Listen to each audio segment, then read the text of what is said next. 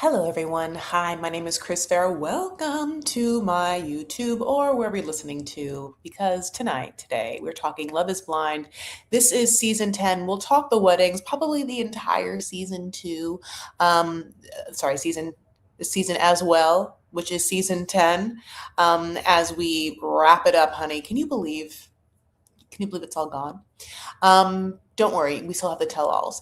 And from what I can gather, Andy Cohen is not going to obviously host it because he's not a Netflix guy. So I know automatically I'm going to enjoy it more.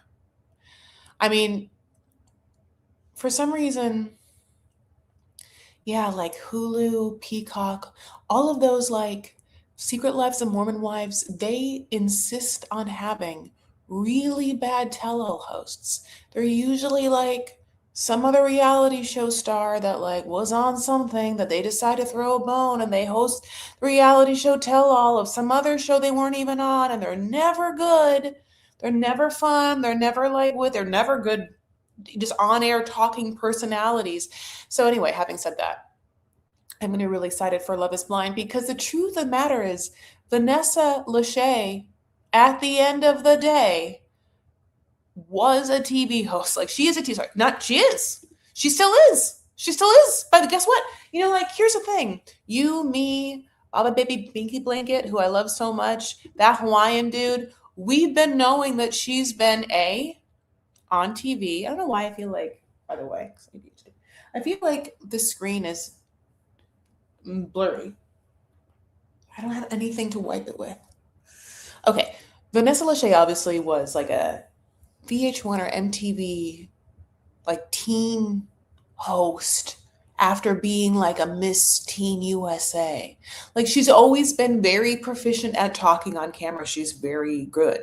So now that she's producing the show, I'm happy that she gets to host it. Like this is her bread and butter, like she did a couple of things like in life. She was a TV show host. She married Nick Lachey. Those are the two things we know about her.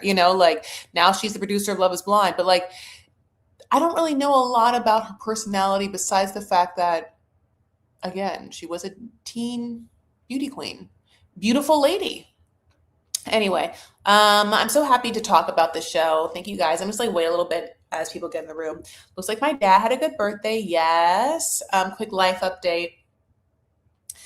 It is a birthday week. Is this something I can wipe?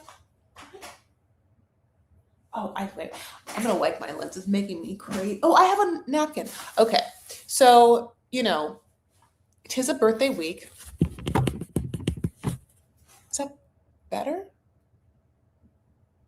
Not really. Okay, maybe it's just I don't know, like just I guess the connection's really bad. Okay, it's a birthday week. So my birthday is March 7th. It's in 2 days. It's wild. And yesterday, March 4th, was my dad's birthday because my dad did turn 75, and I'm not 75. I'm 22. My dad was very old the first time he had me. Oh, I said first time he had me. First, he only had me once. I only exist once as one person. So let me go back.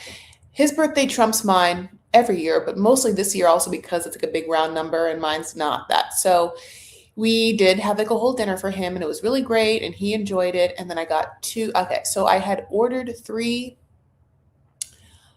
cameos for him. One came right away, 2 came right away, and 1 didn't come in time for me to play it for his birthday dinner. I got one from like John Lovitz, one from Lunel, and then I really wanted one from Andrew Dice Clay, who we went to go see together, and then like last minute. So my dad's birthday was the night before his birthday, and then on his actual birthday, I surprised him because we had the birthday dinner in LA. He lives in Orange County, and so I came down to Orange County like late on his birthday and was like, hey, I don't need to not see me.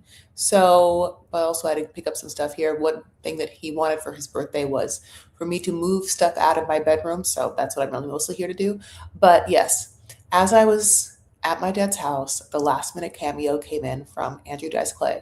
And it is a 13-minute cameo that Andrew Dice Clay, Dice, the Dice, did for my dad. And It's beautifully unhinged and like luxuriously decadently long for like, a comedian to just do for someone who's like paid them an amount of money. Like, he really just kept talking. It was awesome. And my dad loved it. So it was like dirty, my dad was happy. Everything is good. So it's so funny because, yeah, my dad loves comedy and so do I, but I don't necessarily like the same kind of comedy my dad does. Although sometimes we can bond over things. Anyway, after this 13-minute long cameo that Andrew Dice Clay did for my dad, I want to keep calling him the Dice. I don't know if people are going to know who I'm talking about. And even now, I'm like, do you guys know who I'm talking? I'm talking about Andrew Dice Clay. A little Bo Beep, that kind of guy. I'm not gonna do a shtick. He's good, so not me at it. So he was like, "Yeah, I'm doing a show at Vegas." And my dad was like, "Book it." So now me and my dad are going to go to Vegas to see Andrew Dice Clay because Andrew Dice Clay gave my dad a 13-minute long cameo, telling him that what a fucked up guy he is for turning 75. My dad just loved it. Anyway. All right, I'll start at 7 minutes. So that's how I'll know. 7 minutes. I hope you guys are doing well. If you don't mind, tell me how you're doing. How's life? I'm going to do something for my birthday Saturday, so I'm excited. I'll have like people meeting me at an easy peasy situation. Just a couple of people, not everyone. Just a bunch of just people that I think that'll get along because maybe like they do comedy or whatever, and maybe just kind of like a similar world sitch. So yeah, yay. All right, everyone, welcome. Okay, let's talk. Love is Blind, season 10, honey. We did it. It's the weddings. It's the weddings part two, but mostly the weddings, and obviously Tell All coming. If you listened to my rambling, way too long, mega recap of the entire season, I'll tell you that I like barely don't want anyone to watch it. I think it's really bad. I think it's one of the worst videos I've done. I don't know. I'll tell you, I didn't enjoy my performance, but I'm just being truthful about this because, sometimes people, just pretend that like whatever is happening. And I think that I had tried to organize it in a way by couple, but it was like a lot of information. And I think became somewhat overwhelmed by it. And also, two things. Either I think that I'm experiencing some brain fogginess and I'm like on top of it of like where it's coming from, but like sometimes I can definitely get names mixed up. And it's annoying to me, especially if there's like a Brie and a Brittany, which obviously there is. So, God bless. So if you watch that was like, I might not keep it up or whatever. So I'm really mostly telling you that. But if you want 2.5 hours of me talking about the entire season, that's there. And who knows how much longer it'll be there. Or maybe it's unlisted. I'm not even quite sure. I might have unlisted and kept it for Patreon. That's something I might also do in the future. I don't know exactly how. I'm still organizing how all this is going to go down. But okay, my loves, let's get in. So obviously, this was a wild season, and it's interesting because now we expect the unexpected, not to be a Big Brother thing, but like who's going to make it to the aisle and who's not. And also people that we thought were going to make it to the aisle certainly didn't. And people who were like, you're no way you're going to certainly do. In a way that's interesting where I'm like, to me, it's shocking that Mike and Emma make it to the wedding. Whereas I think that, Bree and Connor not making it was more shocking to me. That like they didn't. Wait, sorry. Let me say it this way. Yeah. Bree and Connor not making it to the altar, not even making it to wedding day is actually shocking to me. And then Mike and Emma making it to wedding day is shocking to me. Just because we knew so much about Bree and Connor's whole life and like we saw their connection and we like understood how they talked to each other. We like understood how they could like spend quality time or any time together, like literally conversing. And when it comes to Mike and Emma, we're like, literally to me, all you guys talk about is how you don't agree on whether to have kids or not. That's all we're seeing. Like, Yes, there was also the thing about Emma, like God bless, being adopted and having the surgeries over the skin stuff, like, God bless, all that happened. And then once you guys got together, it was just kids, kids, kids, kids, kids, kids. It's like, it was just like, oh my God, how could this happen? How could this be it? Especially if there were like there could have been opportunities to have one of them be jealous or one of them flirt with someone else. It was just so surprising that Emma had such, this is what it was. Emma in the pods had such a big personality. And then it seemed like once she settled on Mike, and again, we don't even know why she did, because they don't seem to have a lot in common, much less like the fundamental things. Like she settled on him. Like she was like, I pick you, and then I'm going to like absolutely just stand by my decision. There was no part of her that felt like she was going to weigh her options and be like, well, maybe yes, maybe no, and he definitely had that. His thing was more like, well, I want kids. And again, her thing, I mean, not to go beat a dead horse, but they did, was, I don't know, or I don't want to tell you if I am even interested. So obviously, let's pick up. She said yes. We stopped last episode mid-wedding where they were like, how do you feel, Emma? Are you gonna pick this one and say yes to him? And she's like, well, I don't know if I want your kids, which is the most important thing to you, but you know what? Fuck it. Maybe. I don't know. Okay. Yes.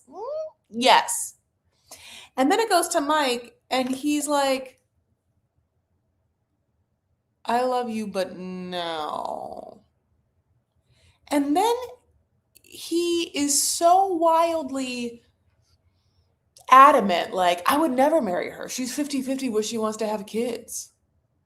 But I'm like, well, yeah, okay, well, that makes sense for us, but you got all the way here. By the way, that's how you felt 1 week ago. Like, why didn't you say this a week ago? Like, she should have had to tell you before. You should have just, by the way, buddy, and I mean this, Mike, you would have had to find someone in the pods that was 100%.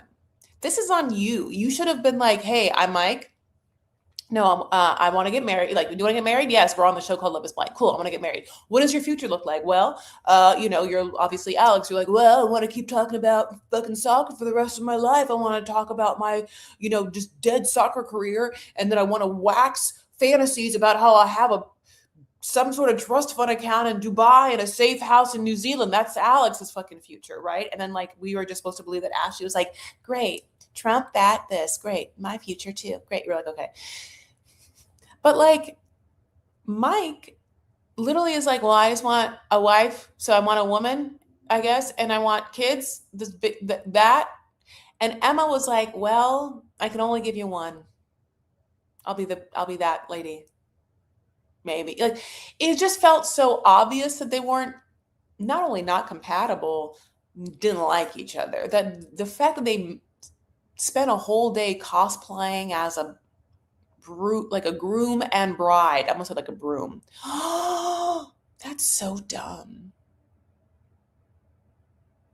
You know what though? Like, here's the thing. If I was like if I was in a, God bless, like a non-binary and or like homosexual relationship, I would totally have a fun time calling myself a broom.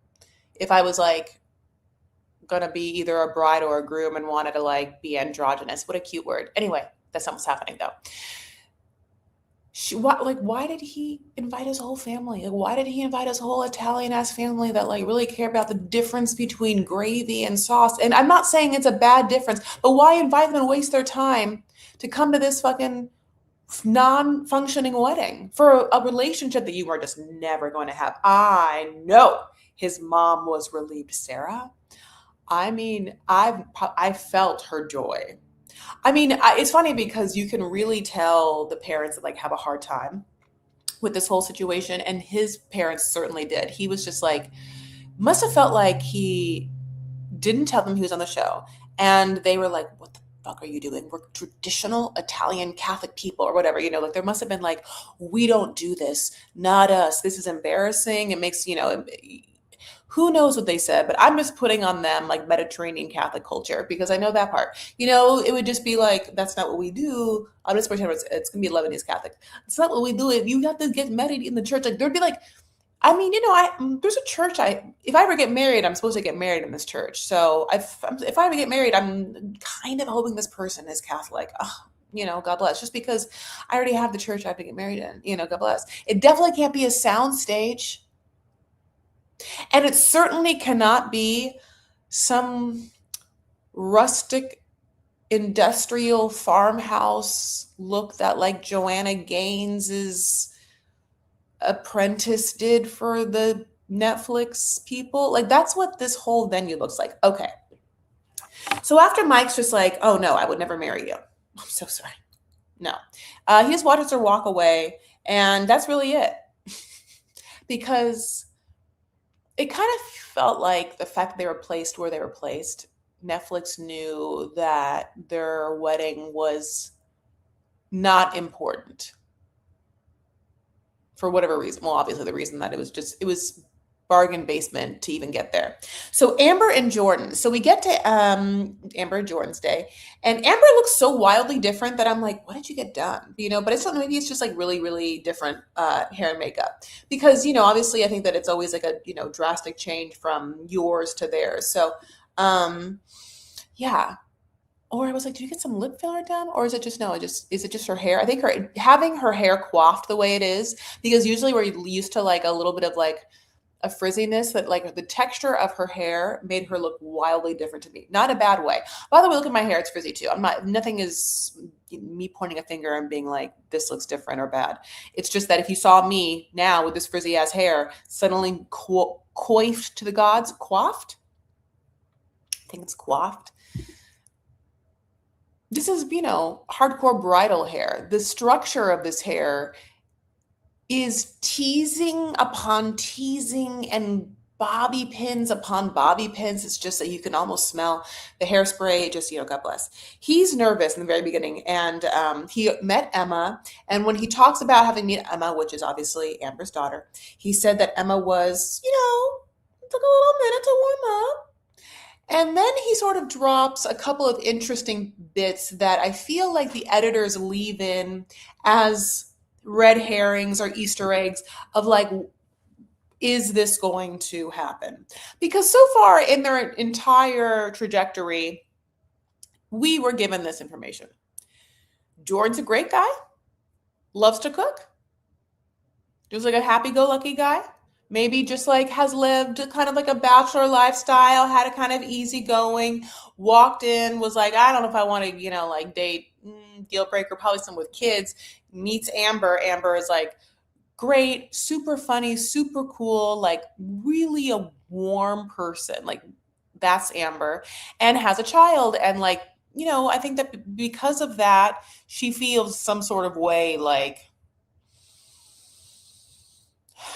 open maybe and to hearing other people because of whatnot. So they connect, they see each other. Amber's hot. Jordan is I think Jordan is lovely too. I think they're both very attractive people, and they both complement each other very well. And I think I think that Jordan is like, oh my God, she's wildly attractive, and she is.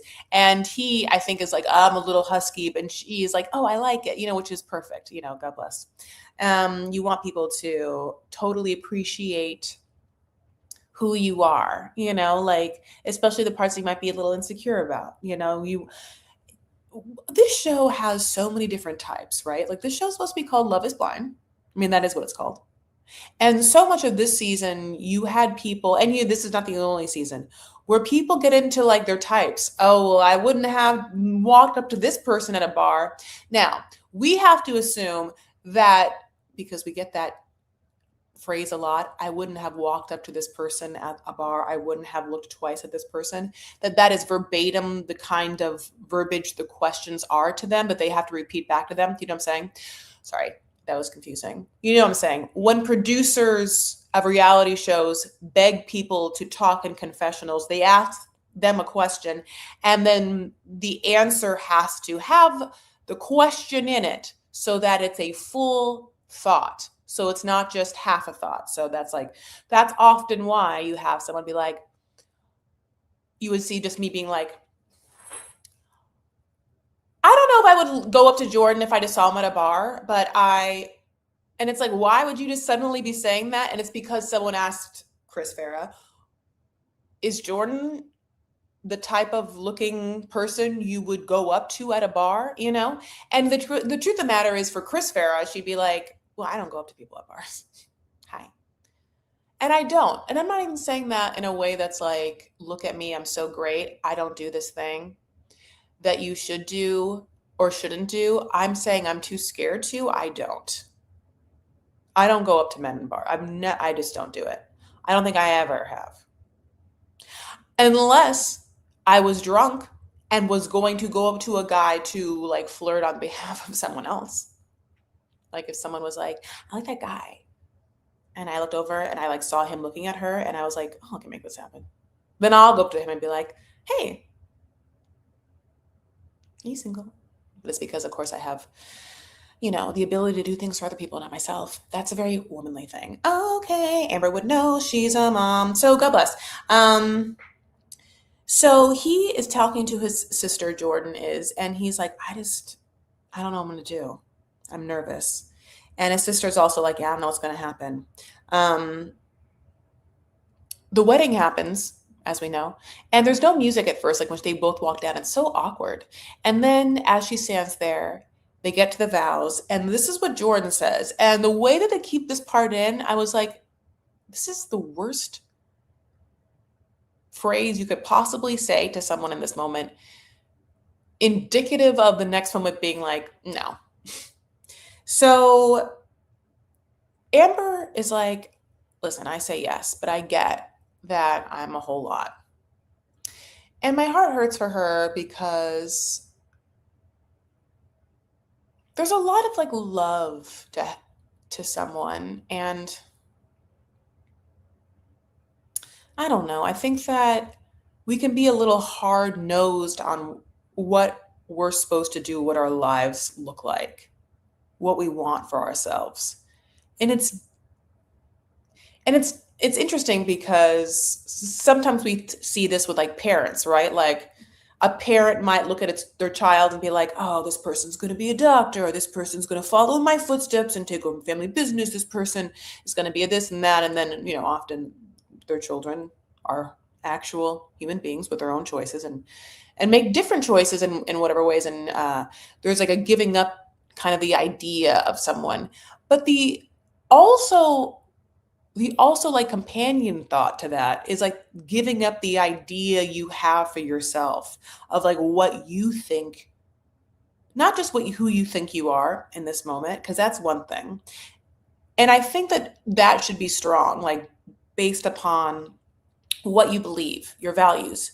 You should know who you are in this moment, but there should be some sort of, and this is fucked up, it's a balance, a somewhat kind of flexibility to the future life that you have, where how strong you are in your self-identity now, the present moment, is that wherever this vehicle lands in the future is going to work out because you have faith that you have like ability to take care of yourself, and you trust that you'll make decisions based upon the education you've given yourself, the experiences that you've learned, and also just like the tried and true like values you hold, like that. You have to, I'm assuming that some people get to this place where this is how they maneuver, right? So if you can get to that place, then sort of radically accepting that the future you don't really know, right? Like that's just whatever it's going to be. And so whatever it is, you'll figure it out in a way. Okay. It's just like I said, like just as difficult it is for a parent to give up the idea of what their child's going to be, is like sometimes it's difficult to think about like the idea of what your own future looks like, or what you want to have happen and how you think it has to look to have happen. And also like what happens? What do you want? And is it really what you want? I think that like you can get stuck on wanting A, B, and C when you really want is Z, happiness. I want to be happy. And so you think that happiness might look like career success, and maybe career success only means one thing, and maybe, I think happiness means a person that looks like this by my side, or is this kind of person, or this tall, or this weight, or this amount of times they go to Barry's boot camp a week. I mean, who knows, right? They don't have kids, they do have kids. There's like a need to control things in your life, and so like your brain, I think I talk about this, I think tries to like problem solve, and like fitting those puzzles in of what it can look like is a way for your mind to be like, a problem solved. This is what it looks like for me to do what I want, get there. And unfortunately, you do yourself a disservice, because then if you have to backtrack and change it all up because it was never right in the first place, because it wasn't true and you just made shit up and it's not that, it's a lot of work, it's a lot of toil and trouble just to somehow get to a place of accepting where you are because of what it is. And I'm saying this out loud because I really need to say it to myself. Anyway, Jordan in this moment says, "We both put so much effort and love into this. I'm glad it's you up here." Now, when he said that, I was like, oh my God, Jordan, if you are going to break up with Amber right now, I'm going to kill you. I'm not going to kill him. That's obviously a joke. It's a bad joke. But like, what? Because I found it to be so vague and like, no, what does that even mean? It seems like buffalo talk. Same thing. Like, I just, I didn't know what it was. Okay. Then he says, I do. I want to follow my heart. And we're so happy, and everyone's so happy. And then he says that he was always certain. I'm like, oh, okay. It didn't seem that way, but okay. And then, I wish this part didn't happen. They show Emma, which is Amber's daughter, like kind of crying, like at the ceremony a little bit later. And the truth of the matter is, I am an only child and I come from divorced parents. And in my heart of hearts, seeing Emma in that moment, I was like, I know that she's not happy. And it has nothing to do with Jordan. And okay, let me say this. Is there a part of me that maybe, am I wrong? And is this little girl who just met this man on TV suddenly very happy to watch this wedding? I mean, maybe not. To me, probably this little girl has just met someone, and her whole mommy, who her whole life is suddenly going to be like, looks like taken away, and everything's out of her control. This probably seems wild and crazy and kind of like jarring and unstable feeling. And I wish I kind of didn't see her in that moment, because it didn't quite look like a little girl that was really happy. And so then I now have to like think about that. I think that kind of showing Emma having like an emotional reaction to this wedding would have only been really great if somehow she had been a part of other scenes with Jordan where they had formed some sort of emotional connection, where she would have had a reaction and it would have been positive, and we'd been like, great. But Emma looks kind of like she's a little scared, and we get it. By the way, Jordan is scared too. I really didn't like that moment.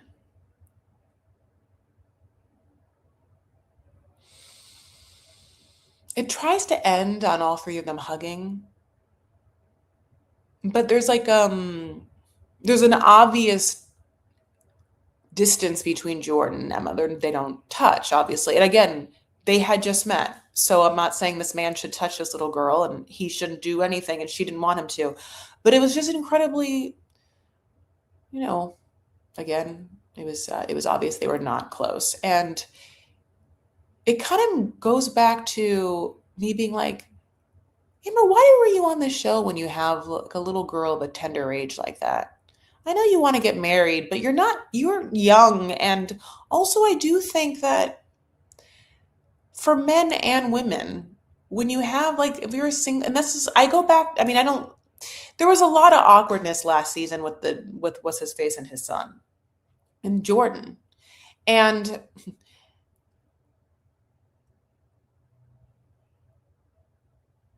I think that if you have a child of a tender age and they're in your care, like they are that kind of child, then go ahead and just do the normal old dating. Just do the apps. Meet someone on one of the apps, honey, I don't know, or in real life, and date them in real life over a period of time. And then after like 3 months of you dating this person and you realizing this person is like normal, and then maybe consider like one time bringing this person's name up in front of your child. And if your child has a positive reaction, then maybe you can start bringing up this person's name over and over again until your child is like somewhat realizing there's an entity walking this world with that person's name. And then slowly you can maybe even show them a picture. You have to like dip people's toes into this. It's just, I don't know. Sometimes I watch people with kids and I'm like, don't you know that every like moment and every decision of what you're doing right now is like the thing, the time that it's all gonna like be something or not for this person's like attachment and everything. So sleeping patterns, whole nervous system, whatnot, the way that like, they have a trauma response. So like, why don't we just keep it chill, keep it right, keep it tight, keep it stable, keep it like fluid, keep it serene if you can. I mean, listen, life happens and you have to then also teach them how to deal with things, but also like don't put yourself in harm's way. And I think that there is something with like male and female parents of any sort of age of child on the show, or they live with them, like they're their primary caregivers and or caregivers. When I say primary, if they're sharing custody, where this, where yeah, are you have to think about that person's opinion of who's going to be in their lives all the time. And there's just no way that love can be blind in that situation because you have other commitments. It just makes me upset. By the way, can we talk? Do you want a spoiler alert or no? Thumbs up, thumbs down. Here's the thing. I do want to give tea because overall my brand, and I hate saying that, but is this. I really want you to be like, for better or for worse, this dumb person I'm listening to talk is going to be like a friend of mine who has who's watched the show for sure, and probably done maybe some sort of research. So I have, and I do have a spoiler to give you, but I don't want to like ruin your life. But then also, is this ruining your life or are you on to the next? And if you're on to the next, let me tell you that supposedly the tea is that Jordan and Amber move in together, and then in 3 months that they break up, and by the tell-all, they've already divorced.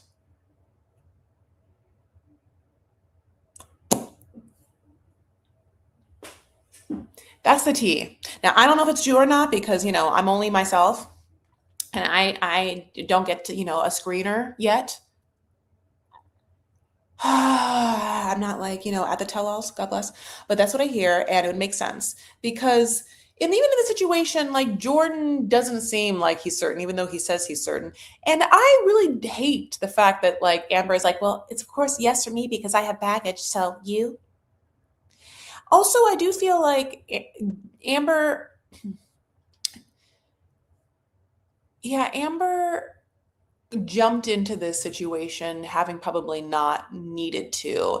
And there are moments of Amber where you're like, oh, girl, I need you to like see if we can lean into a certain level of like sophistication or strength that is like not quite there yet. And having said that, I need to hear this too. Here are the things. Ready? These two things are things that I do that I would like Amber to stop doing. One, overly posing. Now, I talked about this. Amber's a poser, not in a way where it's like she's a poser, but I mean like in a sense of Amber, I think, wants to look a certain way when she's standing and it comes across a little stiff, right? Okay. And I do that too. I can be a little stiff. I feel like I vacillate in between being like awkward and stiff or so loose that you're like, can you just find a fucking happy middle of someone who like isn't collapsing on themselves and also someone who isn't, hosting a weird beauty pageant in the 80s. Okay, 1, 2. Amber, likes to drink, I think, a lot. There's a lot of footage of Amber, like, I think that, yeah, I think that Amber, I think that Amber tries to escape and wants a way out of something. And I kind of feel like I need her to actually do the opposite and not and like just dive 10 deep into whatever she's running away from or whatever she doesn't want to handle or whatever she thinks isn't good enough or whether she thinks she's like it's annoying her. But like there's something about her that doesn't feel like she's operating to the best that she can.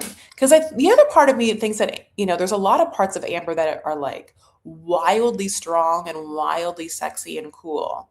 And Amber thought, and at least at the wedding, that Jordan was better than her. That Jordan had the choice. That of course, like she's gonna say yes, but she comes with baggage, and so Jordan, what would you say? And all Jordan had done is be like, I don't know if I want to deal with a woman that has kids, but here are some cookies. And Amber was like, I'll marry you. You know what I'm saying? And I think that it kind of goes to this point where women settle. People settle because they like think that they don't deserve more, or there's a comfort in just being able to like knock knock on a door, come home, and have someone. I don't know why you wouldn't knock on your own home door. There's a comfort in coming home to someone is what I really wanted to say. You like open the garage and you drive your car in. If you live in like California or if you live in New York, you use your keys to open up the door that you walked to. Okay. So anyway, God bless. Brittany and Devonte.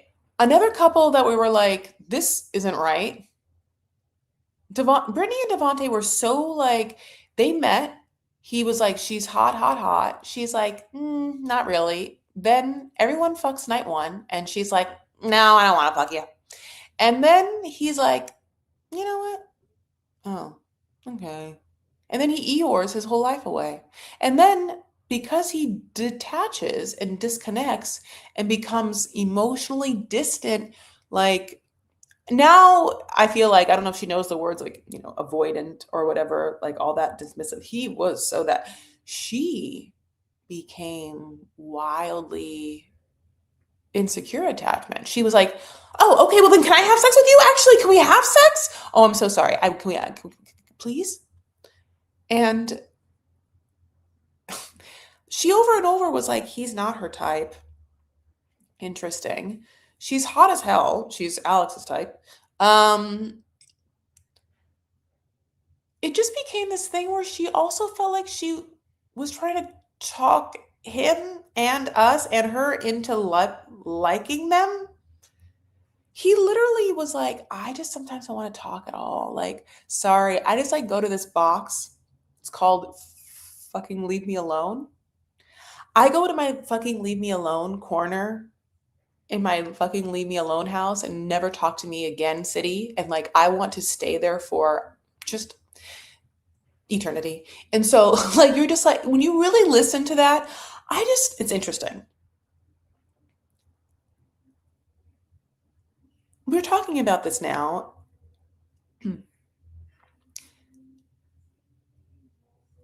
He is so emotionally avoidant and dismissive that he said those things not once but twice to her.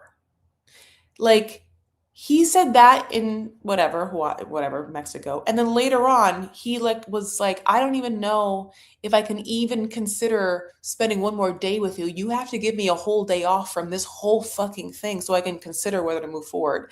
And then she thought that they were going to get married in the dress that she brought to Love is Blind in. That I don't like. I don't like that dress. No, that dress is not good, babe.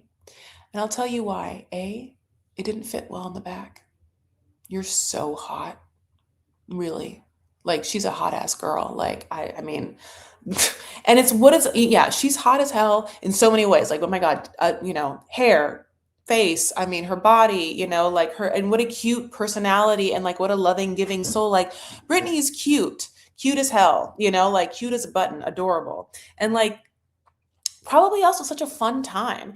And the thing about Britney is I can tell that she's fun and cute, and we didn't even get to really see it because she was fucking hitting a wall, like hitting a ball against a brick wall. Like he gave her nothing the entire time, not just love or affection, but like banter, wit. Ugh. She's like doing cute lashes downstairs. I mean, God bless. So that's all I'm saying is because she is so cute, she deserves more. Girl, fuck that dress. Fuck the dress. Return the dress. It's no good. It is not bringing you any luck, that dress. Listen, the dress is going to find you when the man does. The dress makes no sense. Also, like, date it. Also, the back doesn't fit you. It, like, doesn't look well. It didn't lay right, my love. Like, I don't know if it's just because it's not lined well or wasn't made well. Like, the construction of the dress does not do you the justice that you deserve. You're like, some gowns, regardless of price, like can just be constructed in a way that like will serve the Lord. But, all that beating and all that sequence, no, no, babe. Okay. So, but you know what? Devontae was like, you know what? Me either. I don't like the dress either. The minute I saw that dress, I was like, you're not my wife. Oh, no, no. He was like, you said you brought your own dress. And I was like, oof. And then I saw it and I was like, no, I'm not going to marry you. And then I waited 7 more days. Just kept telling you I needed to go wait it out in like my little holding area. It's so sad. But you know what? And I hope that we can all take from this, universally educational. Because I think that for some reason, you date someone and you're like, this seems weird and awkward or confusing or unclear. Let me investigate. And you know what? I think it's important to investigate because I think, again, like what I said, you have to go through everything, right? Like, and you wouldn't know. And things are unclear because someone's not telling you the truth. And so you're like, this is weird. This person's telling me this, telling me that. But like, why do I feel uneasy? And it's because they're not locked in. They don't want to do it, and they're just awkward as fuck. They have no communication. I mean, that man has no communication skills at all. Like, to really be like, yeah, those times in which I told her I needed to like just fucking go away, and then to be like, yeah, I didn't like her when she brought her own dress, which happened so long ago. That's when you knew. He blamed it on her. It's just another thing is like, if someone thinks that you're beautiful, I'm assuming that you'll know. If someone appreciates, okay, or anything, if someone does something or is something, you usually think or know it or whatever, just either by whatnot. And so Britney, would like to be told, would like validation that she is beautiful. Now, she's probably used to getting that. She's hot as hell. And this man is a dismissive avoidant. So he's not giving her anything, which is causing her to want it more. So she's like, I'm sorry, I'm confused. Why don't you tell me that I'm hot? I'm sorry. Why don't you tell me that I'm pretty, or why don't you even tell me like I look good in this, or that you think I'm beautiful, or that you're attracted to me? Why is this? I'm sorry, person that I'm supposed to be in love with, a fiance with, making me feel like they do not like me? It's weird. It's a weird feeling to have. It feels like of all the people in the world, I should feel like you do like me.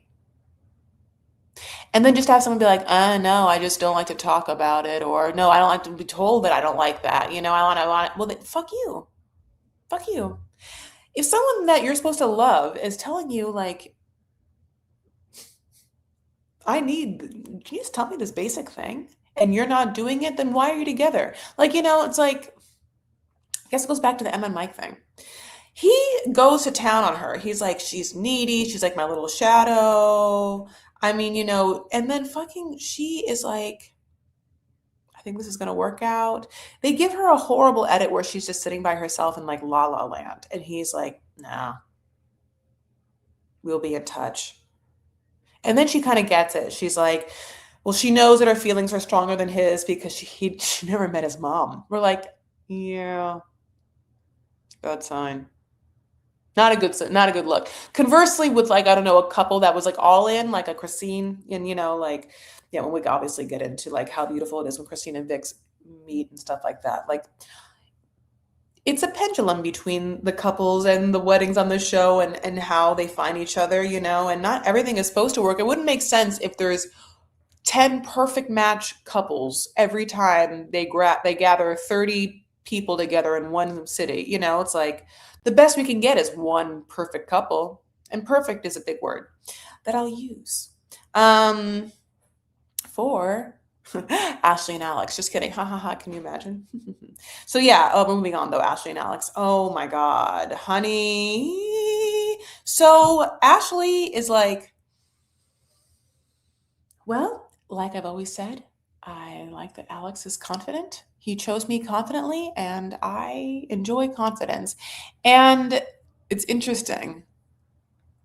It, I get it. I get what she's saying. And it's like literally kind of what is picked. Like it's like if you are wanting someone to pick you, then you want them to do so. And you want them to do so confidently, right? Like, no one wants to be chosen last in PE, and no one, like, because that's not confident or whatever. Everyone wants to be like you.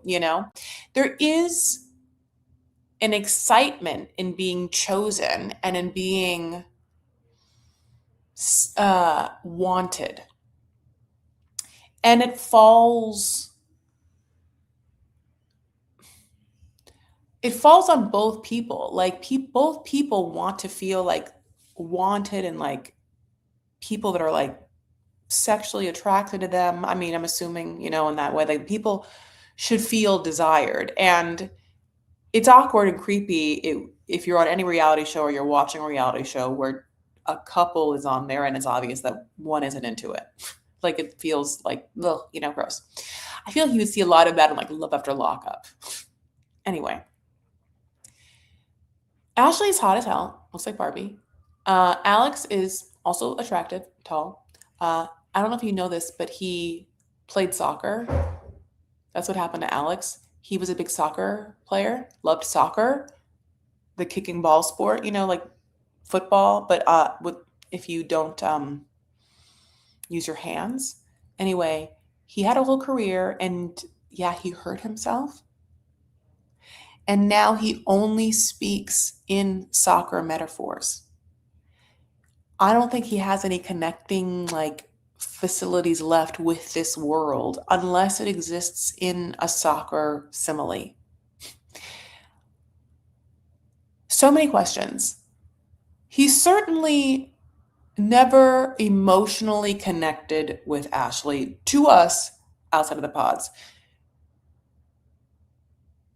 He just was like, immediately like, your eyes are doing such a fucking thing on me. And then next scene was like, Brittany, let me tell you how much I fucking love your sexy ass hot body, and how that's my type with your dark features, and how I hate this bitch I'm with.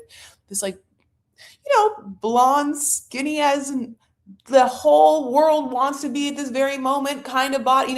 She's, God bless, lots of men would love that. And so, and do.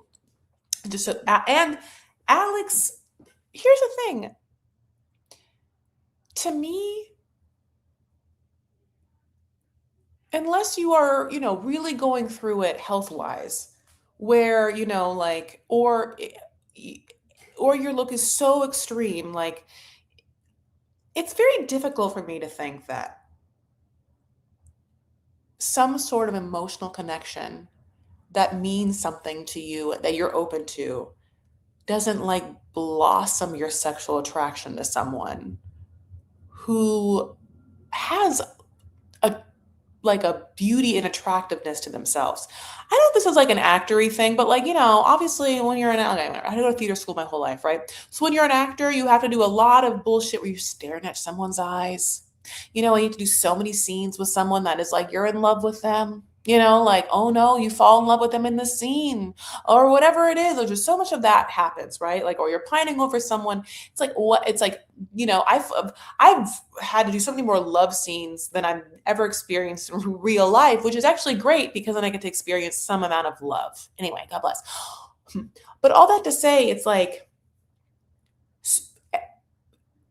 and okay, obviously people that are usually actors are quote unquote attractive. I'm really talking about theater actors, which it could be any type. Humans are beautiful people. So if you have like health and hygiene on your side and you're a good spirited person that like is open, it's hard not to find like attractive and beautiful qualities. And that's just people that you like. Like if I actually spent time supposedly in a pod listening to one person talk and then really falling in love with them, like their entire mental state and how they view the world and how they make me feel, and like if both of that is happening and then we see each other and this person is also like healthy, God bless, and smells right, like doesn't have, it's like, it doesn't have like hygiene issues where there's like just repulsiveness. I don't imagine how you could be like not sexually into them. Now,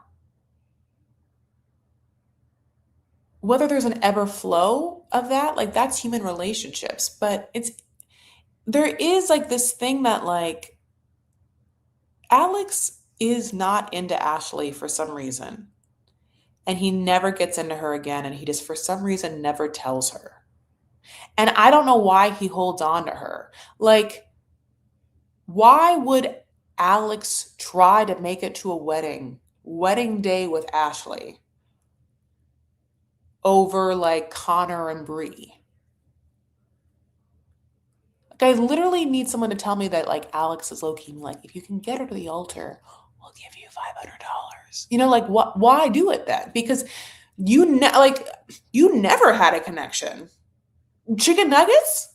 What was your connection? Trump? Her dad, I mean, the dad killed him. The minute the dad eviscerated him, he should have known that like they are not on his shit. It's okay. So let me just go back. So God bless.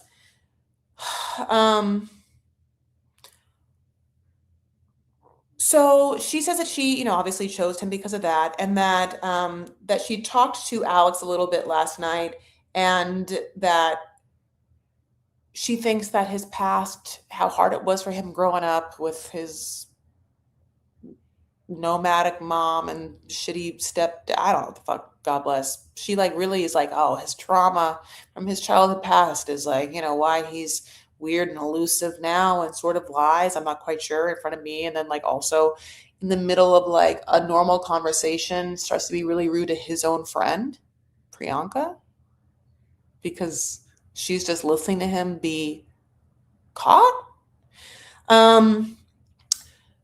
As the wedding starts, I want to say one thing. I don't have a picture of it. I'm sorry about that. It's hard for me to take pictures. I can't take pictures from Netflix unless they give me screeners. God bless.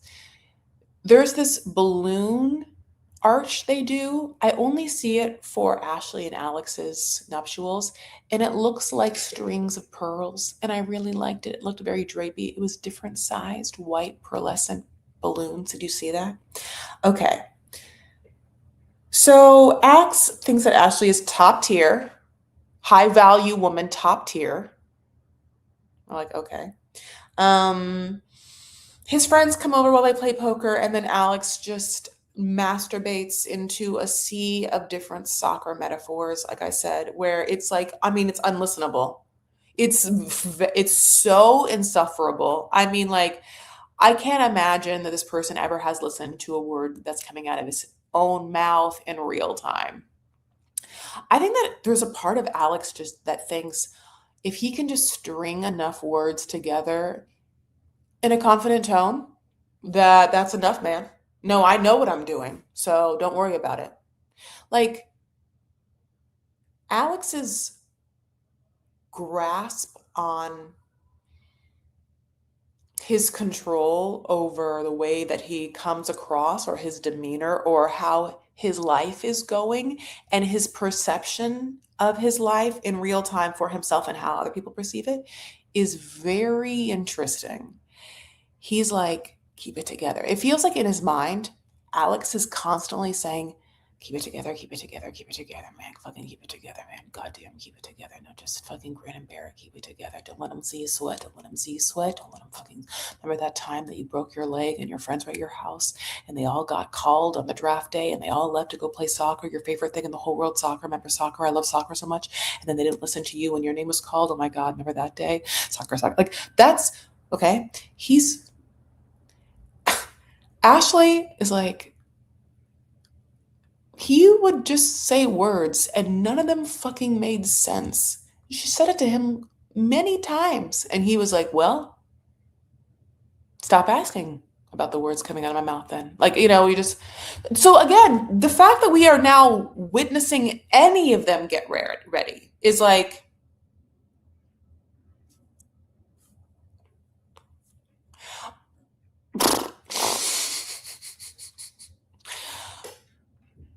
By the way, did Brittany and Devontae ever had sex? Sorry, not to jump around. I just want to know if they did. I don't think, did they? I can't tell if they did. I guess we'll talk about that at Tell All.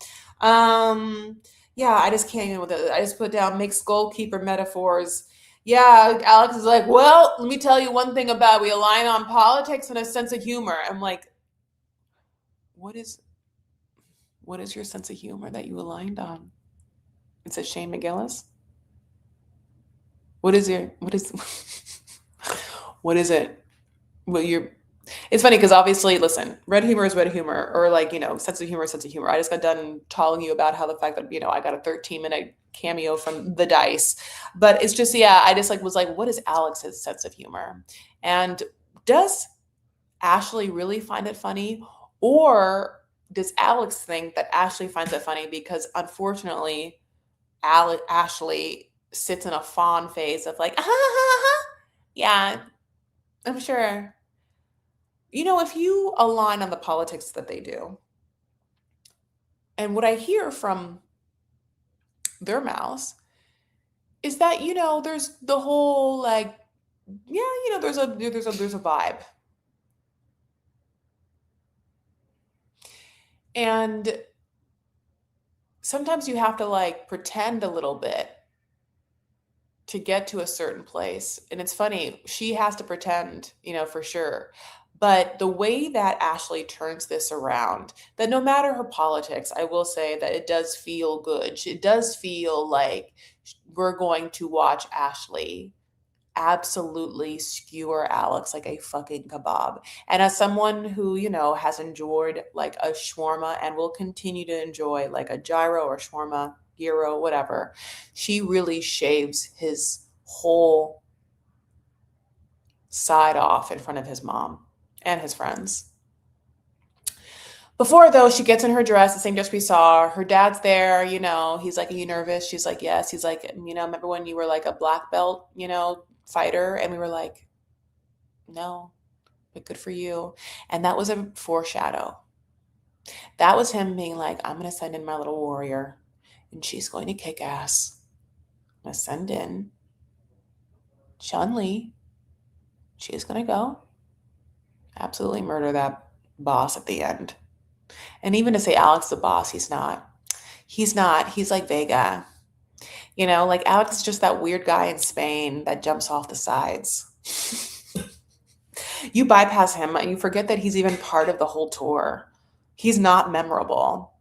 You're like, remember that guy? You're like, who? He's like, remember Spain? No, he's like, jumped off the walls, Vega. Like, who? No, there was a Street Fighter character named Vega, I swear to God. You're like, okay, well, I barely remember him. That's Alex. He's only remarkable right now because we just played him, his level. So, listen.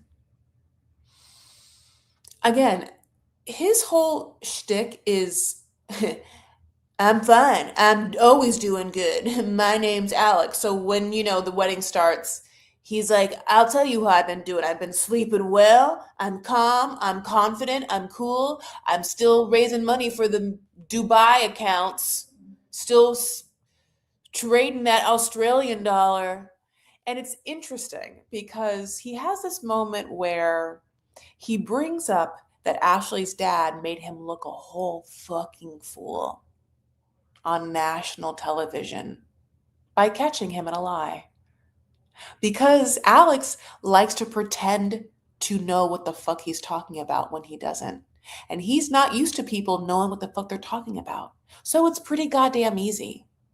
Like when you know what you are talking about and you have like some con man trying to talk and tap dance around like what you know, it's pretty fucking obvious. Like, just consider this. Like, yeah, Ashley's dad's a divorce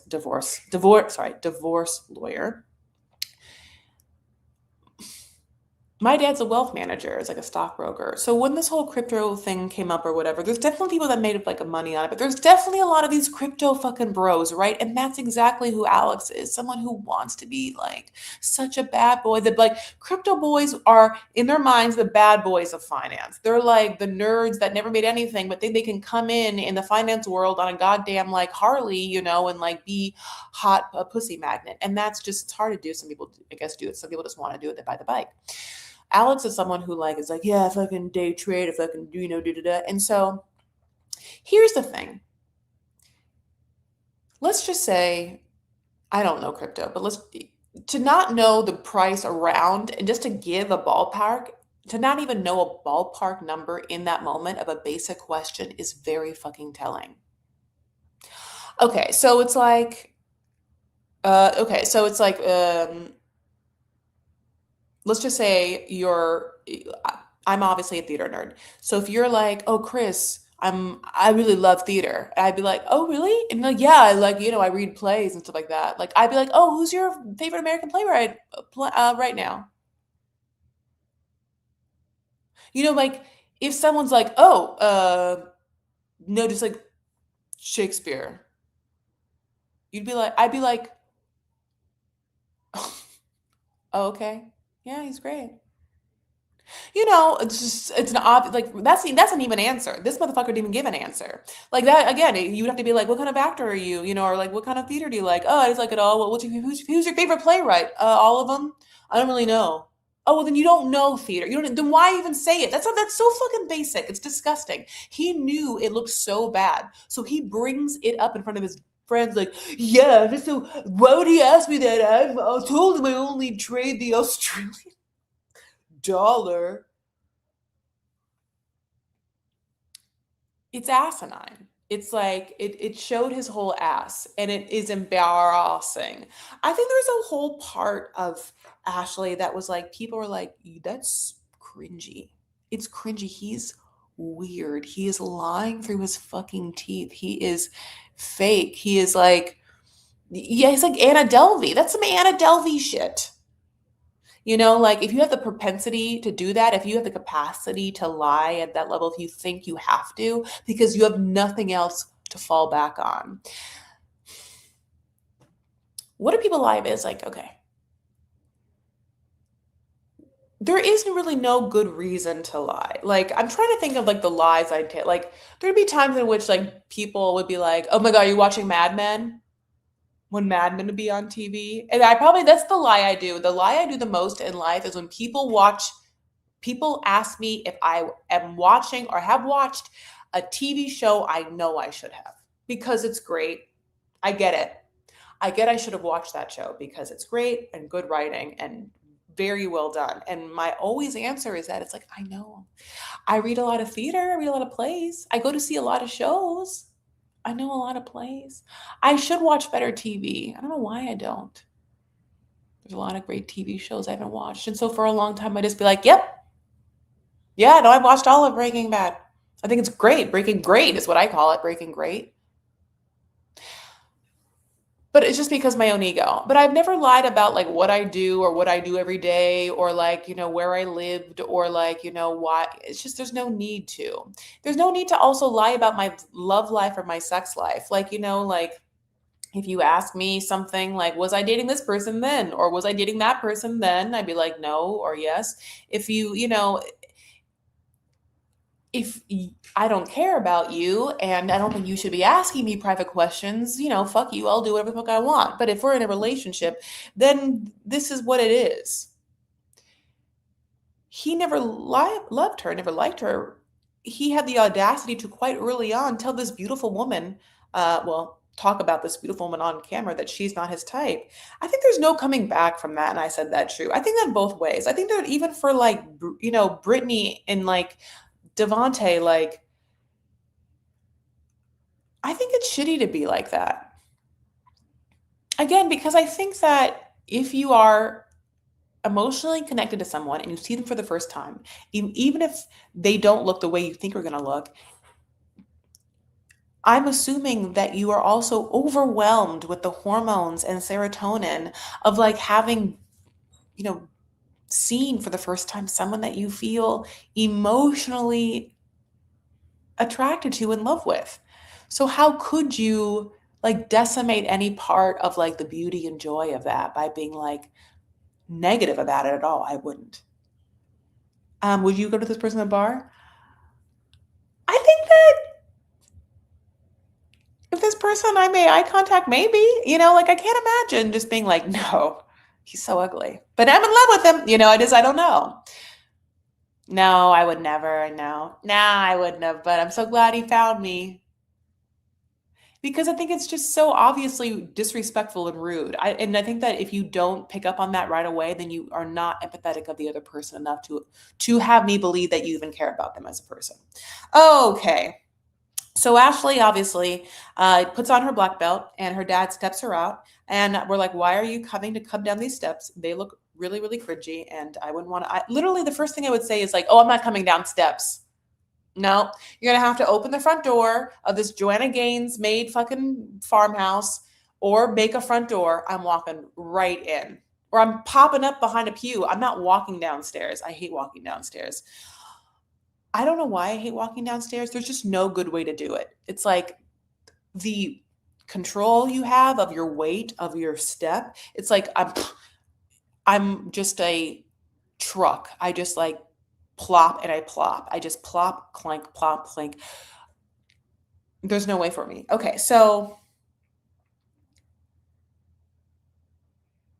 as it starts, we obviously know the producers have in mind who they want to go first, right? Like Emma goes first, then Mike says no, God bless. So in this situation,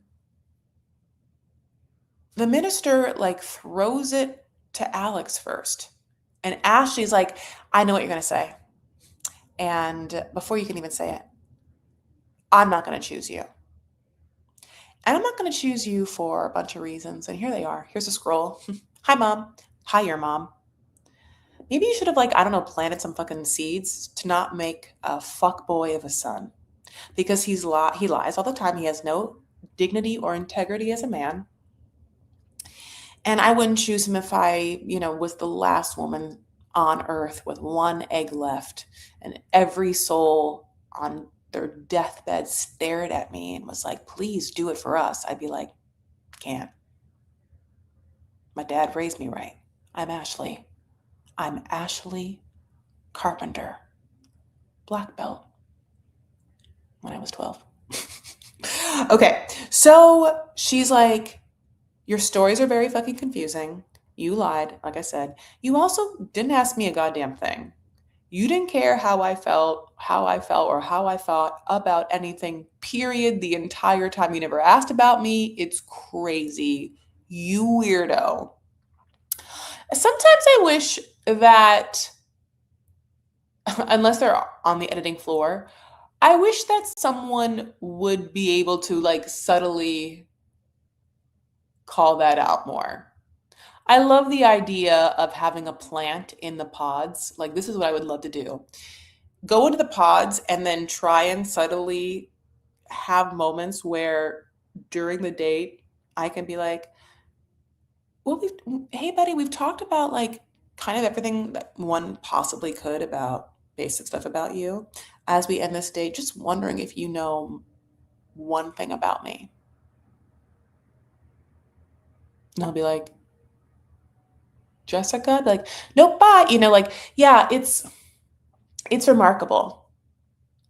She tolerated it for so long too, that it made me realize that I think that Ashley had fallen into a pattern maybe her mom knows, which is just let that man talk. Now, I'm not saying Ashley's dad's bad, but he obviously was quick to be like, my way or the highway. I barely think about anyone else. I do love Ashley. She looks like me. That's why. There's a thing, and it's like weird, but sometimes I think there's a thing where egotistical men, if they have a daughter, especially if the daughter looks like them, they'll love their daughter and treat them better than they ever treated their wives or any other woman in their lives. Mostly because that daughter looks like them. Anyway, you tell me if I'm right or if I'm wrong. You can tell me in a comment, or you can tell me in your thoughts. Yeah, so basically, she's like, I deserve a good guy. I deserve someone who treats me well. I deserve a man who doesn't lie. I deserve a man who can fucking end a story with a period concisely. I need a man who can live in one place. I need a man who has a job. I need a man who knows how to talk about anything else in this world besides fucking soccer. And you and everyone missed that mark, buddy. And then she said that she, in the past, had ignored red flags and had accepted dishonesty, and she's not going to do it today. And his mom is like, wow. And at first, she's having big reactions like that. And I swear to God, I think that she's going like this. This is what I thought Alex's mom was doing. Wow. I thought that Alex's mom was going to be like, someone fucking finally called him out on his bullshit. But that's not what Alex's mom was doing. Alex's mom was mad. Alex's mom was like, oh, she called you a liar in front of everyone. I didn't like that. And it's like, well, girl, watch. And I guess, yeah, I hate to say this. There's this part of me that I think that like things are black and white a little bit. So I'm glad to know this, because sometimes I'm like, okay. You know, yeah, I think that sometimes parents know their kids, but also parents are blind to their kids. So, like, do parents of bullies know that their children are bullies? I'm assuming the following things. Yes, they don't care. No, and no, because they are also a bully, so they wouldn't know. So that's like one thing, right? But as a woman, I'm a woman. I'm like, okay, another woman, does she know if her son is a fuckboy? Like, the thought of I raised a fuckboy is like somehow very funny to me. Like, the idea of a woman like discovering or realizing, like, oh no, after all I've done, you're like a weird, like non-committal. You think you're so fucking cool, you're gonna treat someone shitty because what, you just don't think that they exist or they don't matter? Or you hate women? Is it because I guess okay, this is what it is. This is black and white thinking. There's something about fuck boys that makes me feel like, and this is a heterosexual situation, that they hate women. Because I don't understand, like, if you like a woman and you like a woman that you want to have sex with, and that woman who you like and you want to have sex with also likes and wants to have sex with you, where is the problem? But fuckboys make the problem. Fuckboys either like don't just fuck you and don't call you, just decide that that's enough, like don't want a relationship or whatever, right? Like they're kind of like non-committal, but they, in order to have the sex, with the woman they want to, they have to lie and be like, oh no, I want the relationship, or I'll try and lie and tell you this is how I see you, how I see us, how I see the future, when all of that is a lie, when they've been knowing it's a lie, because at some core of them, they know they're not shit, or they don't treat women like, they treat women like shit.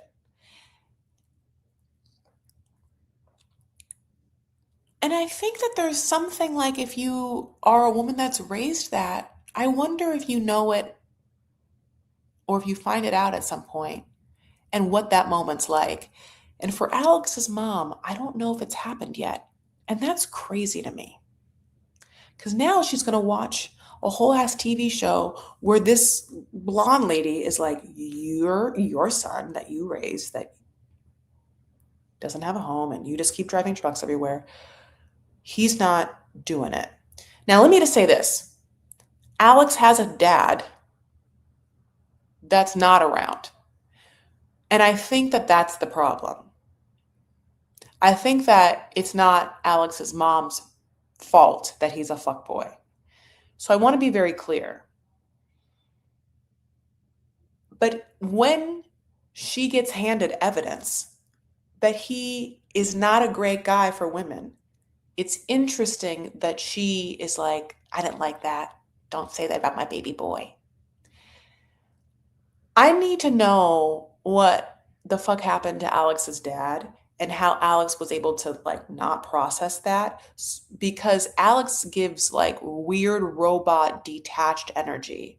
So much so that now I'm kind of interested in like, well, is this because he just never was into her? And how does he like what is he like in a relationship with a woman that he is either attracted to or like he doesn't he or like knows his life enough to like not let him call on a shit.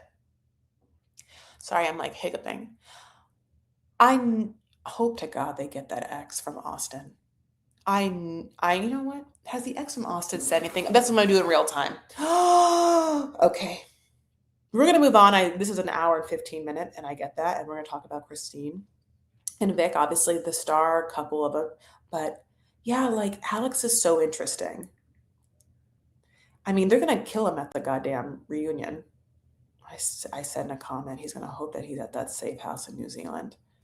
And by kill him, I mean everyone's, Chris and him are obviously going to be held accountable for their sins in a kind of like reality show format, which is that they have to answer to it. I'm so happy. Alex, X, Love is Blind, Austin. I want her to come out and say, yes, we were fucking the whole time, or yes, he's always been a liar. Yes, I'm with a boyfriend now, and I would never be with him because he's crazy and or toxic, because that's what it feels like. Alex was so disrespectful of Ashley the whole time. I would love to also know if Alex's mom, having watched the entire season, still has the opinion she does.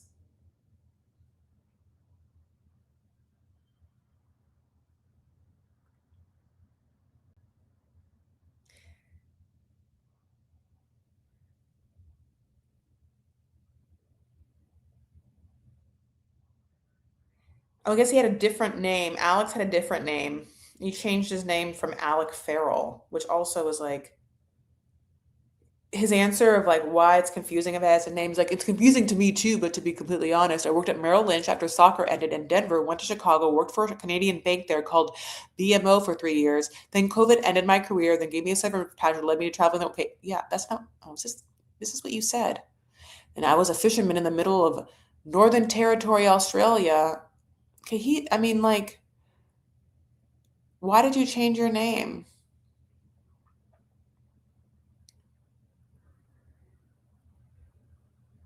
I don't know why. Oh, I do reclaim my birth name. So after the discrepancy about his name, Alex explained that his stepfather, John Farrell, legally adopted him as a child after his birth father, Will Henderson, was absent from his life. However, years later, the reality star opted to revert back to his original surname before he started traveling the world. Okay, so yeah, his dad just, here's the thing. Your dad abandoned you, and now you're a fuckboy because you feel like you can't commit or settle down. You feel like maybe you're just like playing a role. I'd have to look into like what happens to a man like in the face of abandonment, because I think that there can be a lot of different, obviously, trauma responses. And I think that, like, if we're talking about like attachment, like the two biggest ones are like either dismissive, avoidant, or like insecure or whatever. And I think that we talked a little bit about that in Brittany and Devontae or whatever. But I want to know if Alex displays these behaviors in other relationships as well. Now, it's interesting because I can't quite pinpoint one lie other than a series of confusing timelines about his life that makes you feel like he's hiding just because he says too many details. I thought Alex sucked. I'm talking about it now. He really did. Alex, after Ashley is like, fuck you, and absolutely not, and I'm not going to pick you, and she leaves. It's interesting. His friends are like, oh, okay. And he has to like give a pep talk to his friends, right? And like, this is after he had sort of brought up the fact that her dad had called him out. So she runs off the altar and he's like, yeah, you guys, I'm totally fine. Just difference of opinion here. She thinks I'm an absolute asshole fuckboy with no dignity. I'm not. I just have an unclear timeline and history of events. I don't really know what my resume is, and I don't know the current Bitcoin trading amount, but it's all good. And then they're like, "Hey, buddy, are you gonna go talk to her? You know, run after her?" And he's like, "No, oh no, but no, I don't have to fucking ever pretend anything. I don't like her. She's not my type. Don't you know? I only have to follow curvy brown-haired ladies around." Why did Alex come on this show? And now I also want to have like some casting intern be like, I did it. He didn't want to do it. Because Alex is not the marrying kind. Alex doesn't want to get married. There's just not a sense in my whole ass life that someone like Chris or someone fucking like Alex, who like in their core of core knows they want someone to look like whatever the fuck they want them to look like. Chris wants. I don't understand. It's hard for me to understand like bodies in the sense of like I don't understand what Chris wants other than like and why you would come on a show called Love is Blind. If Alex has been knowing that he wants like a curvy ass Latina lady, then why is he joining a show called Love is Blind that's shooting in Ohio? It doesn't make any sense.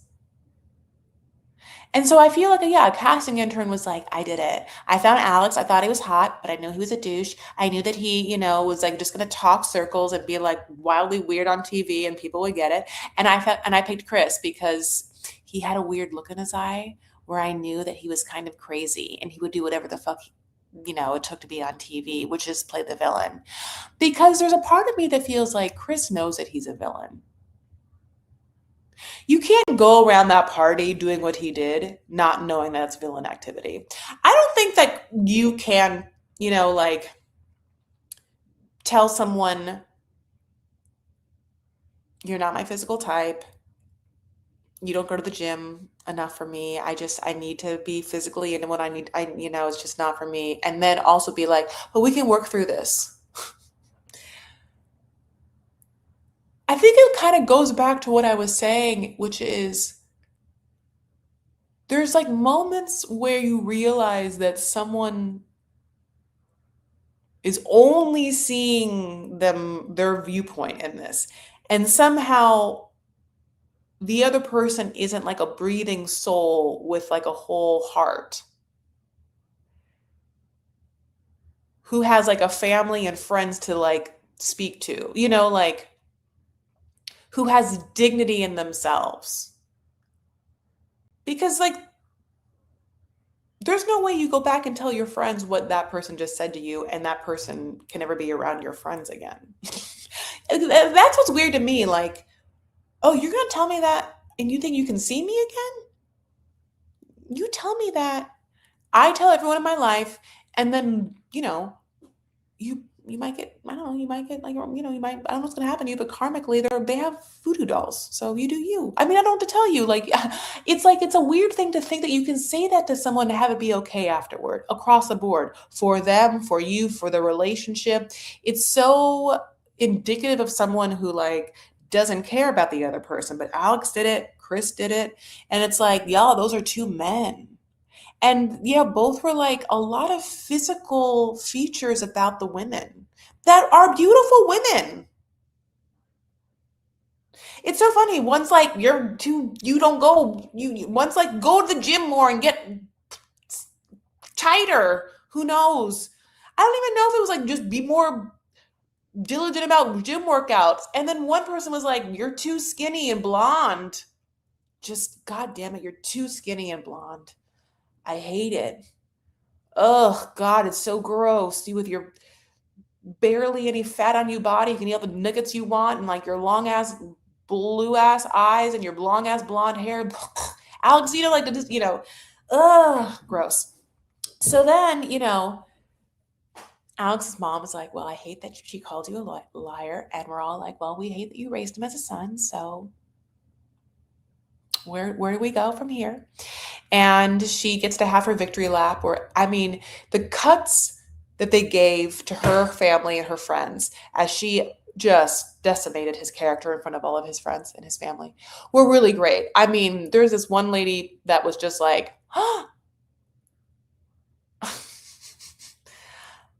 yeah, I think that there's a whole moment where I'm like, yeah, does she get just like picked up on people's shoulders and just like ran around town? I like to think that there are many women that Alex has fucked over like, the years he's been on this earth that watched last night and like stood up and clapped. And not even people that Alex just fucked over, but I'm sure that there's just people that were like, oh, this asshole. Because yeah, he just never cared about her. And he doesn't get it. Like I don't think that he gets that his like carelessness for anything about her or her life or how she felt was palpable. And why he immediately after turning from someone who's like, wow, your eyes have just put a spell on me. I can't possibly move. You're so beautiful, to suddenly being like, I'm not into you. Why he would just be like, you know what? Not now, not this. And keep on is so interesting, except that I think he needed the money. I think he needs money. I think that he surely does.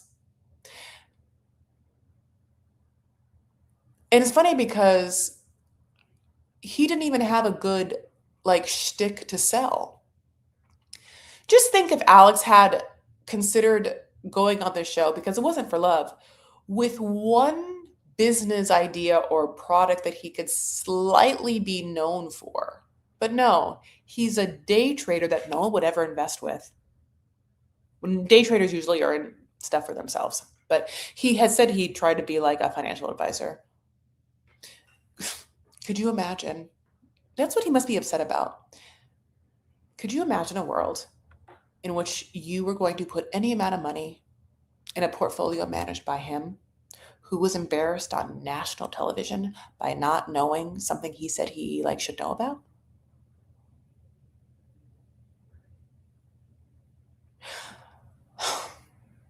It's beautiful.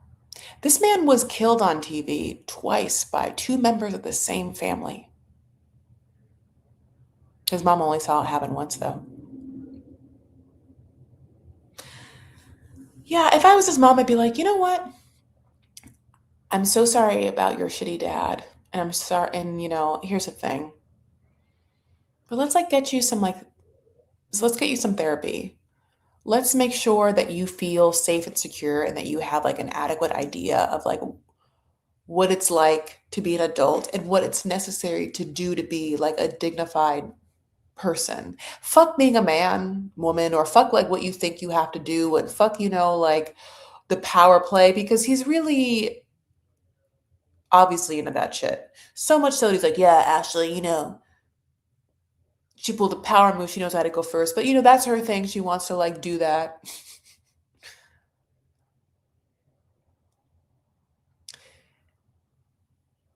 There is an unspokenness of this, which is that, I think that Alex really felt less than when he met Ashley's family.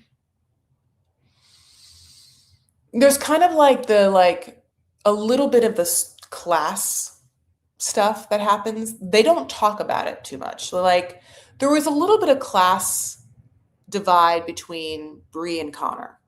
And Connor kept being like, there's a blue collar guy, blue collar. And Bree's family like were dressed to the nines. And she danced around it a little bit by being like, well, I'm just such a go-getter. I'm just such like, go do this. Like, I'm just like the ambitious, da da da da da. And I think all of that conversation was like her weird way of tap dancing around that he either like came from less money or whatnot. And so I think when she was like, and I'm mad because I judged you about how you live, but this man's a homeowner, which he, is, I guess, or whatever. And so I'm going to say, I think the same thing happened with Alex and Ashley. Like, Ashley's dad probably makes a lot of fucking money. They went to a fancy ass steakhouse. Ashley's hair is beautifully colored. It's very well blended. It's very well blended. It looks like a blend job that happens like in California or in New York. I don't mean to be coastal elitist. It's just that they're in Ohio and like even like Mormon wives, like I'm just so sorry. Sometimes I see blondes that are not really well like really well blended. My hair is just it's awkwardly textured right now, but usually like the streaks when you see like for me when you see the highlights is like not it, but whatever, God bless. Hers not, it's so well blended. Why? She has money. Alex doesn't. I think Alex pretends, and I think Alex probably saw his future being like this. I'm an amazing soccer player. I love soccer. I can, if I do this, make a lot of money being a soccer star. And if not that, then I don't know what and who knows. And I don't know how to make a lot of money. And he got hurt. So now it's like this, like, well, money, I'm getting, the crypto bro thing happened. And so that's why, but he doesn't know about finance. And his mom even was like, he's not someone who can have a desk job. He's not someone who can work a 9 to 5. Okay. Well, I mean, that's not finance. Definitely, you're behind a desk. You're talking to clients, but you're making trades. You're like reading the stuff. You're whatever. I'm just telling you from my experience. It seems to me that he probably never desired to learn about what finance was. You have to be like. It's funny. Ideally, and obviously, people are people, and human nature has all types. Ideally, you really want quality people in a lot of fields in life, but you really want quality people when it comes to doctors, surgeons, pilots, fiduciaries, finance people. And by quality, I mean you want people to be of their word, and you want them to be like sharp, and you want people to be like trusting, truthful, and all those things, but you want someone to like think of other people in health, those like not just doctors, nurse. You want people in those vicinities to be taking into account the other person. You want to know that if you board a plane, that your pilot isn't like drunk or high or fucked up or gonna like take a crazy route. Like, they're doing what they're doing and you can trust they're doing it well. If you get surgery, you want someone who's going to like take your interest, to be the top priority. They're not gonna like try crazy shit. They're just gonna like do what they're supposed to do. You want someone managing your money to only take into account your priorities, not theirs. They're not going to make any trades just for them to make money. They're not going to make any weird stuff with your money to make them look good or like any side business, like they're not going to try and do a quota. You assume that someone who's, and this is just like portfolio management, like asset allocation, has taken an approach looking at your life, where you are, how much money you have, your assets, your risk tolerance, and then at their best of their abilities, giving you a quality product of like how they think that you should make money. That's never going to be Alex. His whole career in finance after the show is dead. Now, I'd like to think that his love life is too. Both decimated to be shown to be like fucking not priorities and not real for him.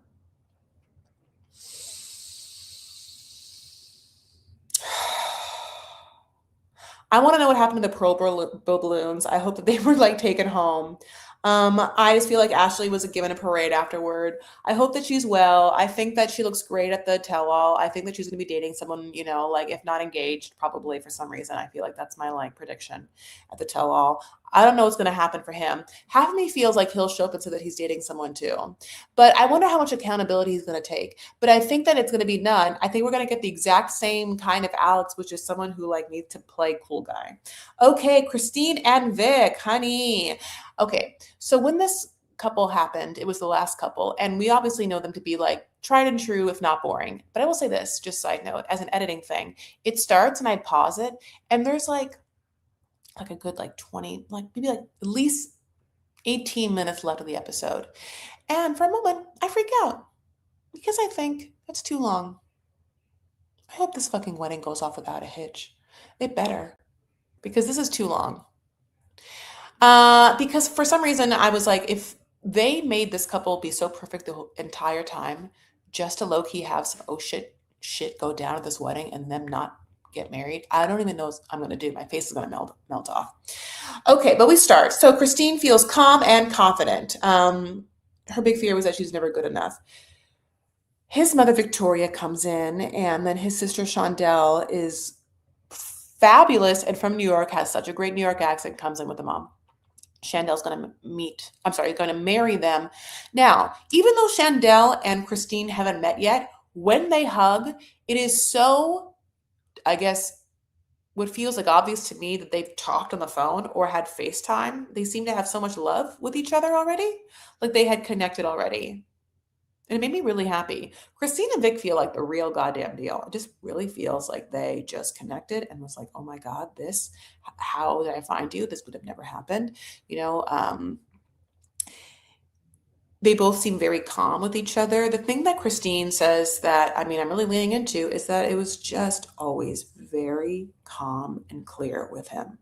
She's always felt just this unbelievable peace and serenity with him. And I really want to believe in that. Like, you know how you're supposed to believe in true love? Or even like, I don't know, maybe I think you're supposed to believe in true love. And I don't even know what that means yet. I don't know what that means, and I don't know if it exists. I don't know if love at first sight exists. I don't know if any of that exists. But I like a tangible idea that a great kind of relationship or a marker of something that you know to be true, like you can hang your hat on this for the rest of your days, is that if you meet someone where it just unabashedly feels calm and clear and serene and easy early on, that's it. Because unfortunately, it feels so often the other confusing, unclear, weird, like self-start or like whatnot. And I think that like it's just because we're attempting to make something happen that's not natural. But then the other reverse side of that is sometimes you just never know where someone's coming from and how someone, reacts. And if something is awkward, maybe you're supposed to give someone another shot. But I mean, that's what happened with Kevin. He got a redo and he didn't deserve it. All those girls with Kevin could have just been like, this feels weird. He's not being clear. Fuck him. I don't even give him another chance. Fuck him.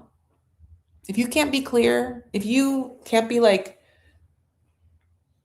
secure with me, that's how I know. What an easy litmus test.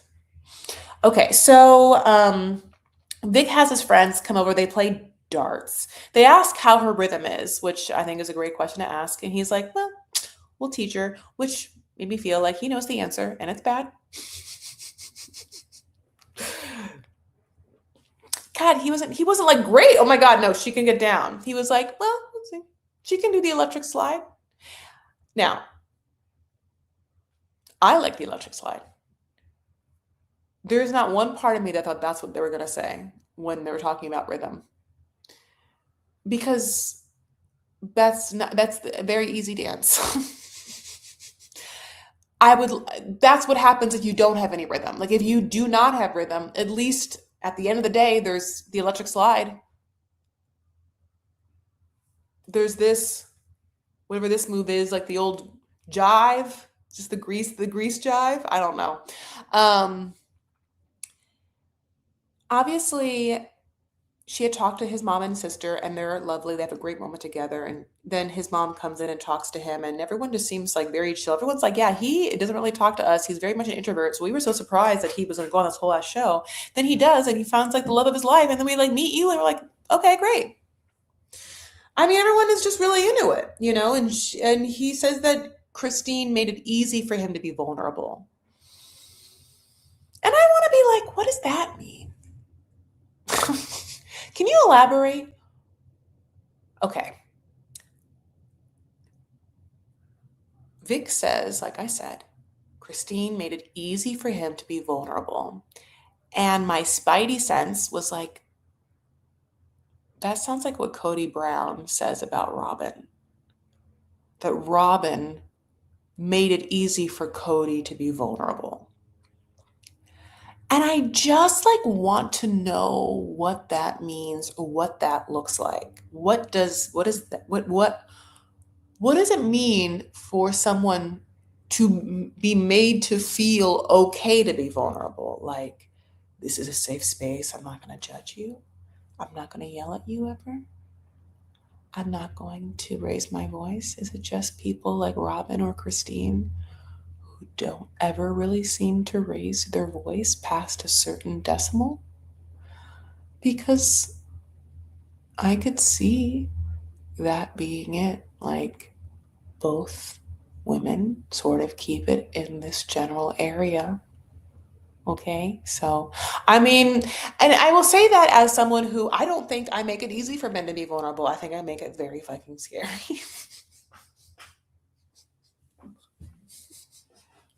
And I think it's my volume. I think it's my mannerisms, my volume, my questions, who I am, my entire energy, my demeanor. I don't know why, but I mean, no. I also don't like being vulnerable. I hate it. It's really horrible. Do you have to be vulnerable to make someone else feel safe being vulnerable? I really need a deep dive into it. So interesting. Anyway, if you guys are in the room, please like this video. Can you imagine I've been talking for an hour and 41 minutes about who knows what? I mean, this is longer than this whole episode. I mean, my God. Okay, so basically, I liked Christine's dress. Her dress was kind of like Ashley's. It was kind of like this kind of structural dress with this beautiful pointed bodice on the sides. I just thought it was beautiful. I have a picture of it. Her hair looked so great as well. It was like pulled up. Wait, is this it? No, I don't have her. It was a different picture. I'm so sorry. This is, of course, Alex and Ashley when she's like, fuck you. Yeah, but basically it's the same dress. It's funny. Yeah, Ashley and Christine have this like beautiful classic structured dress, crepe almost fabric. So it looks really fancy. And like at least with Ashley's beautiful buns lining down the trail back. Oh my God, you guys. So then yeah, obviously Christine and Vic have a beautiful ceremony. Christine had given him like this hottie toddy box that was like for my husband for late at night. We don't know what's in it. We assume it's lingerie, but we like to think it's other things like a bunch of lube. It could be just, box of macaroni and cheese. She's like, I don't know. There's just like a pup mask. You're like, what? She like puts on little French maid's outfit in there. I feel like the idea of dressing like a French maid is such like a 90s or 2000s thing. Like generationally, like I don't think people in their 20s think about people role playing for sex, much less if they do, in the ways in which we used to think that people would role play. Like I think that people probably still do like teacher student or whatever, maybe doctor, like patient. But yeah, like f- French maid, like ooh la la, like in one of those costumes. Like I wouldn't even know what to do. If someone was like, yeah, play like you're the maid and I'm the homeowner. I mean, no, no. I feel like the type of role play I'd be interested in is like we don't know each other. I like the idea of going to a bar and then pretending that you don't know each other and then just like somehow finding each other and flirting in an obvious way. Maybe there's, I don't know. I don't know. But yeah, what a archaic trope that has died. So, obviously, Vic and Christine get married and they're in love and their families are so happy and they deserve to be together. And Christine has a beautiful updo that's really classic and she's so gorgeous. And they're gonna, go back to hotels, the same hotel everyone's staying at, but don't worry, they're in a different room and they're certainly going to enjoy it. And they are the couple that deserves to be together. Though at the same time, I don't quite remember anything they have in common except for the fact that they both had somewhat troubled childhoods and both got arrested for weed. And I wonder if we're going to find out why they couldn't go to Mexico at the tell all. I'll find that out or not.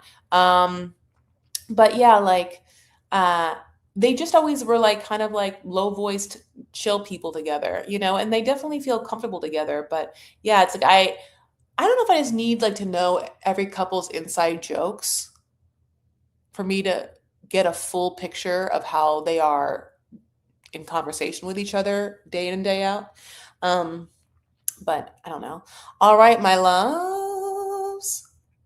Um, a cleaning, Tammy, a cleaning service in Florida used to provide the maids with the little French maid outfits. Don't know how the cleaning was. Yes, that's amazing. First of all, there's a whole cleaning company in Los Angeles that's naked, people. Naked cleaners, just naked.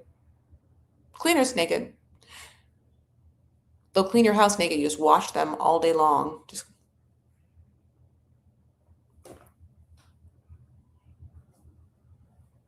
That's me eating popcorn, spilling popcorn on myself as this person vacuums up after me, staring at my naked form as I clean up. Ugh, gross.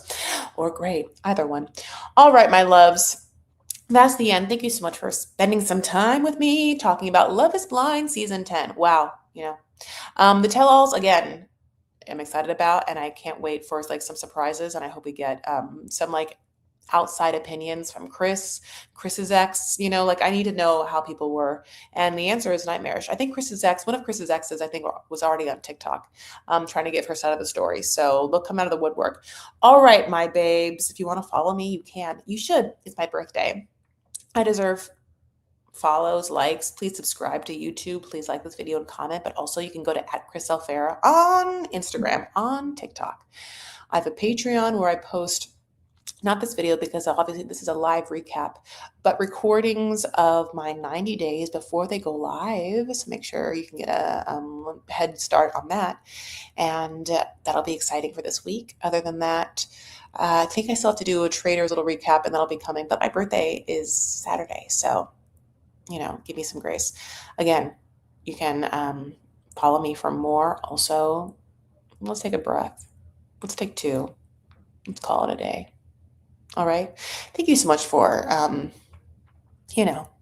all of it. On my birthday, I'm grateful. I'm grateful for like this world and like where I am in it, the health of my family and my friends. And at the same time, really emotionally devastated by like the amount of pain and war that's happening currently. And I felt this way for the past 10 years. It's been very, not that this one war has happened, but it's been very hard, I think,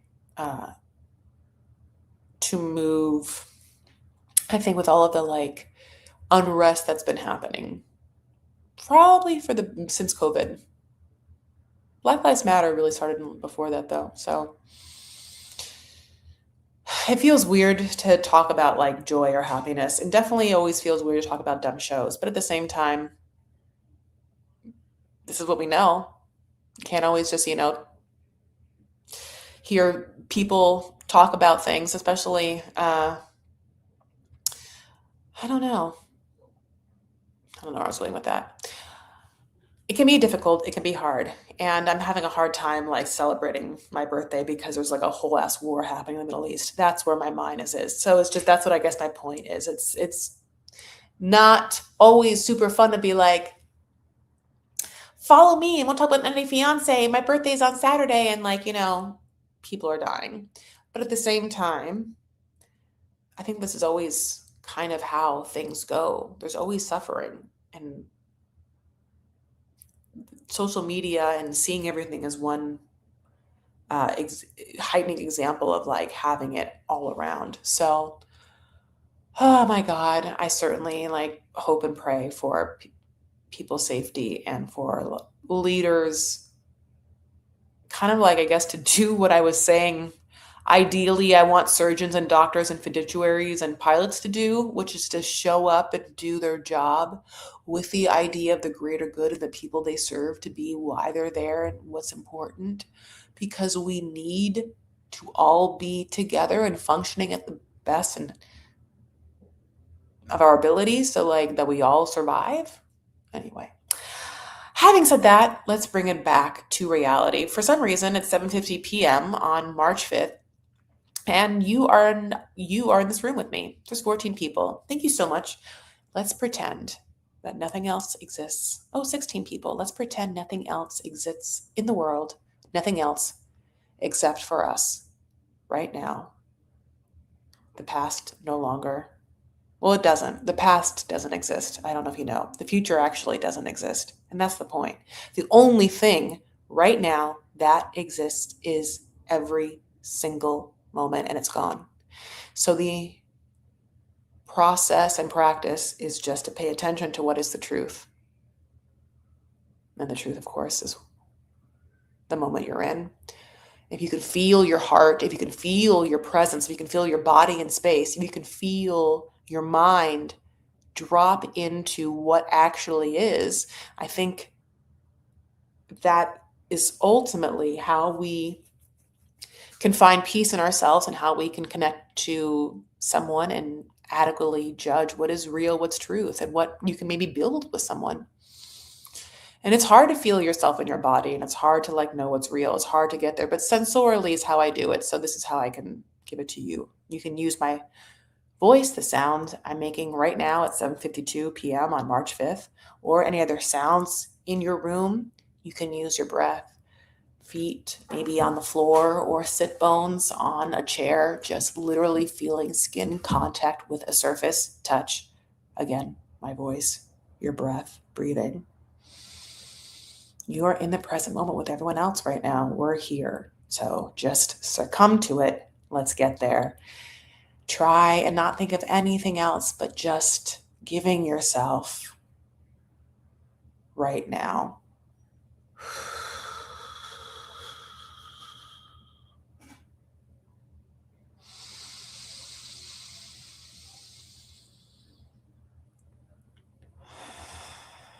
One more, because sometimes you wander.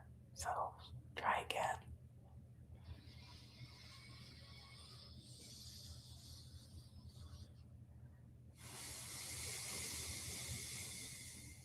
All right, my babes. Take care of yourselves and one another. Stand up for what you believe and make art. I'll talk to you later. Bye.